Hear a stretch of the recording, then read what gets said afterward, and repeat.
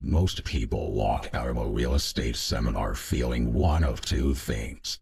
Either they feel completely on fire, convinced they just found the thing that's going to change their life, or they feel confused, like something didn't quite add up, but they can't put their finger on what.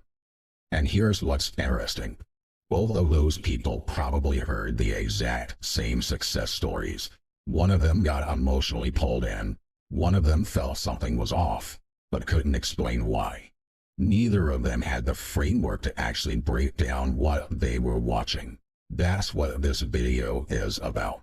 Because once you understand how success stories are built, not just that they're persuasive, but why they're persuasive and exactly how that persuasion works, you stop responding to them the same way. You don't become cynical. You don't stop believing that people get results. You just start asking better questions. And in an industry where one emotional afternoon can lead to a $10,000 to $50,000 decision, asking better questions is the most valuable skill you can have. Let me start with something that took me a long time to fully appreciate. In the seminar world, a success story is never just proof. It's a tool. A carefully selected, carefully structured, carefully delivered tool designed to produce a specific emotional outcome in a specific type of person at a specific moment in the sales process. That's not a conspiracy. That's just how the business works. And if you walk into a room not knowing that, you're going to be operating at a serious disadvantage, because you'll be evaluating things analytically that were never designed to be evaluated analytically. You'll be asking, is this real? When the more important question is, what is this designed to make me feel? Those are very different questions. And the gap between them is where a lot of expensive mistakes happen. Now, and this is important, I'm not telling you that every testimonial is manufactured. Some people genuinely close deals. Some people genuinely change their financial situation. Some people walk into these rooms stuck and walk out with a real shift in how they think and what they do. That happens. But here's what also happens. A testimonial does not have to lie to mislead you. It just has to leave out the parts that would change how you interpret the result. That's the part most people never think about. Because when you're sitting in a room, lights are bright, music is playing, someone's on stage telling an emotional story about transformation, your brain is not running a fact check. It's running pattern recognition. And the pattern it recognizes is, a person like me had a problem like mine, got a result I want. Once that pattern fires, the skepticism dial turns way down. And that's exactly when the pitch lands. So let's actually break down how these stories are engineered, because they are specific. They're repeatable techniques being used, and when you can name them, they lose a lot of their power. The first technique is selection. Not every student gets put on a stage. Not every outcome gets highlighted. The ones that do are chosen because they check specific boxes. They're relatable enough that a wide audience can project onto them. They're dramatic enough that the contrast between before and after feels significant. They're clean enough that the path from the program to the result looks direct. What doesn't make it on stage is equally important. The person who took the course and got nothing.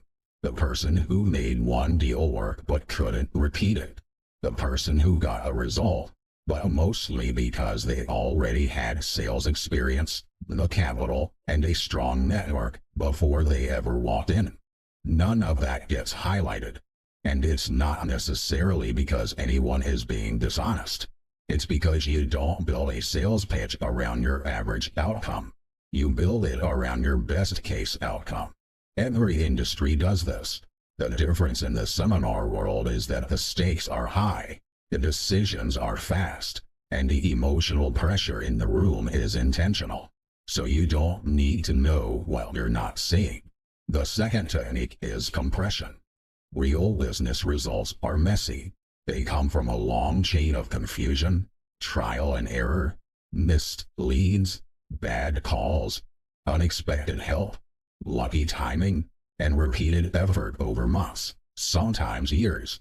That's what the actual path looks like. But a testimonial compresses all of that into a clean narrative arc. I came in, I learned the system, I got the deal. 3 sentences, start to finish. And here's why that's dangerous. When something sounds simple, it feels achievable. And when it feels achievable, buying the program feels rational. But what you just heard wasn't the business.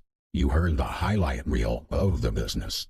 Edited for maximum emotional impact, with all the friction removed. The curriculum will tell you the steps.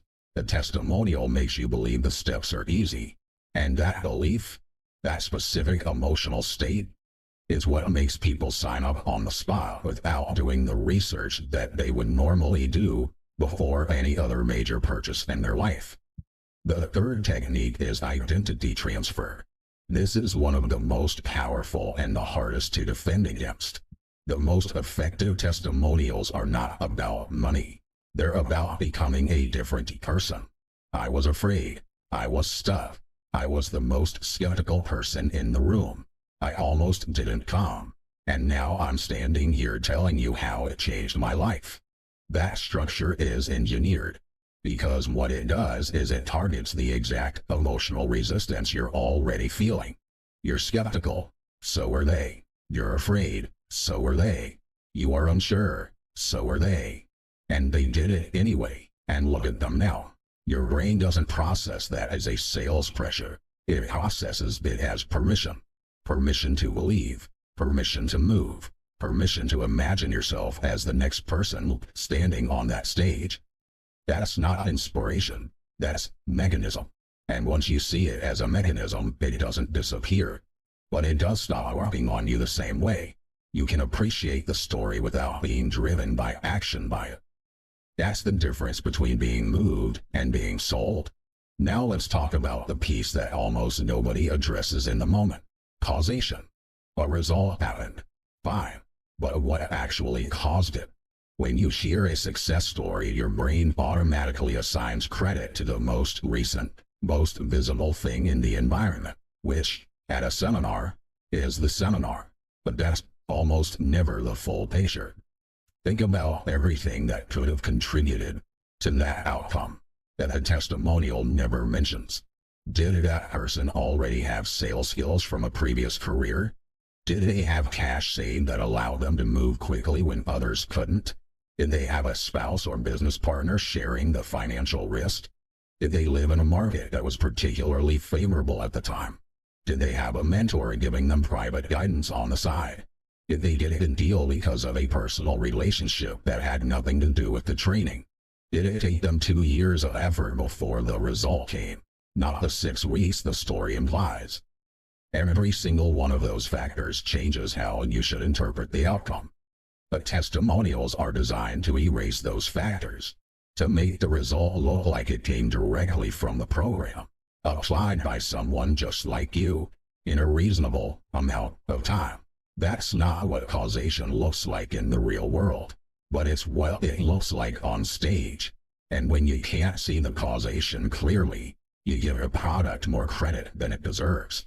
That's how people end up spending $10,000, $20,000, $50,000 on the back-end offer, because they watched someone else's result and unconsciously assumed they'd replicate it, without ever asking what actually made it possible. Here's something else worth understanding about the environment itself, because it's not just the stories that are doing the work.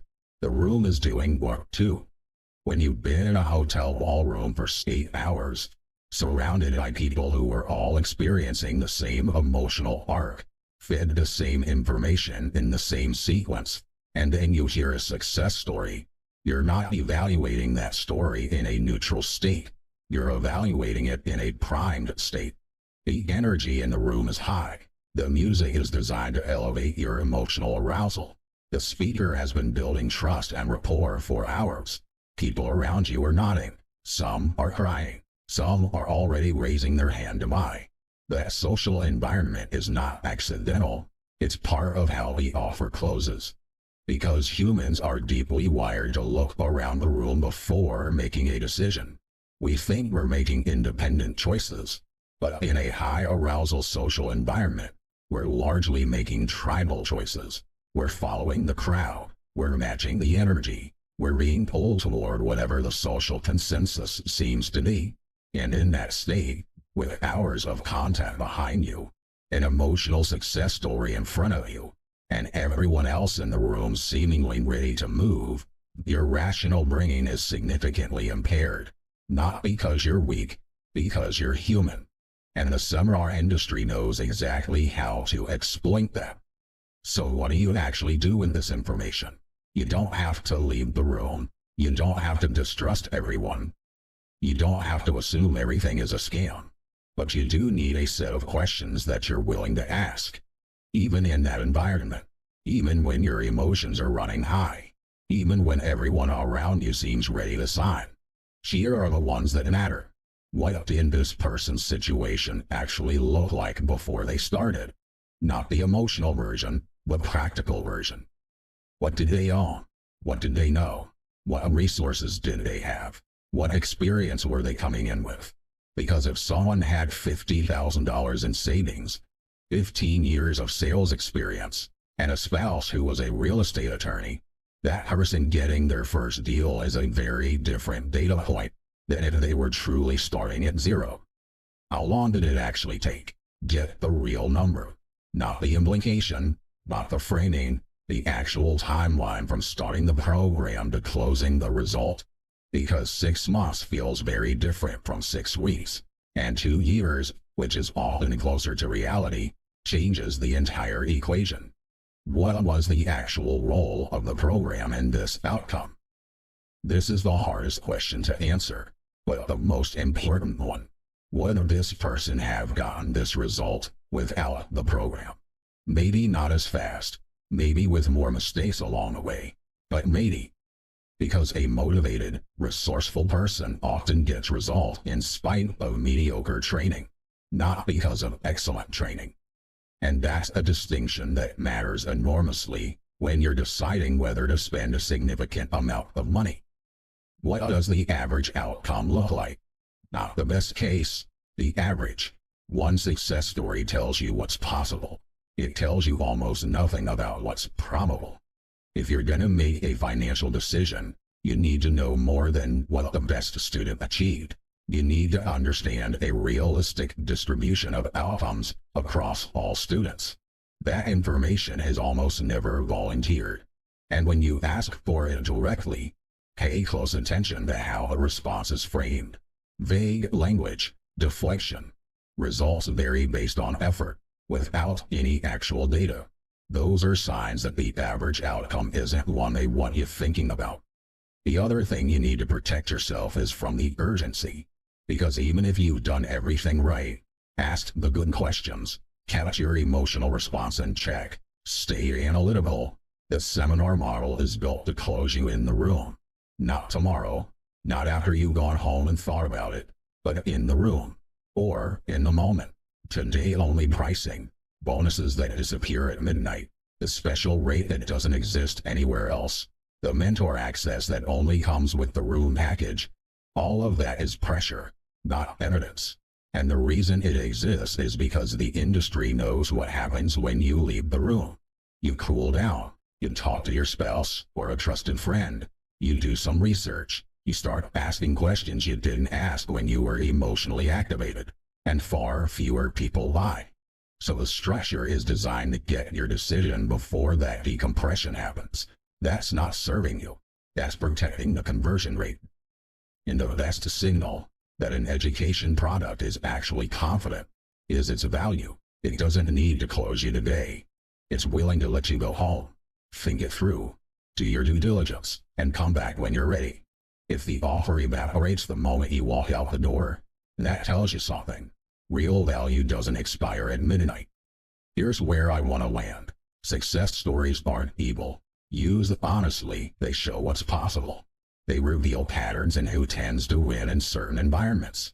They give people a concrete reference point, but they should never be the primary basis for a major financial decision. They're one data point, a carefully selected, strategically positioned, emotional optimized data point, not the full case for whether a program is worth thousands of dollars of your money. The questions you need answered before making that kind of decision live underneath the testimonial, not inside it.